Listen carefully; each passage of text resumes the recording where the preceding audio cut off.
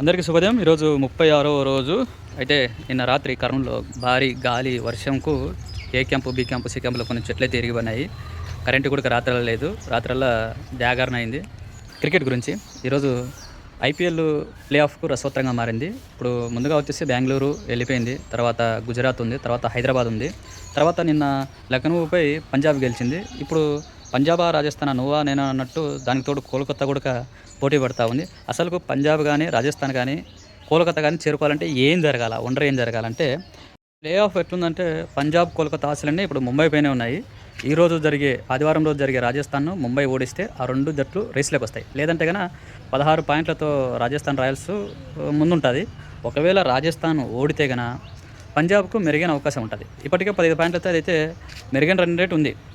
అయితే దాన్ని అధిగమించాలంటే కనుక ప్లే ఆఫ్ చేరాలంటే కనుక కోల్కతా వచ్చేసి ఢిల్లీని భారీ తేడాతో ఓడించాలి. సరే చూద్దాం. ఈరోజు 2 మ్యాచ్లు ఉన్నాయి. ఆదివారం యాది గెలుస్తుందో, అది ప్లే ఆఫ్ చేరుతుందో అయితే వెయిట్ చేద్దాం. ధన్యవాదాలు.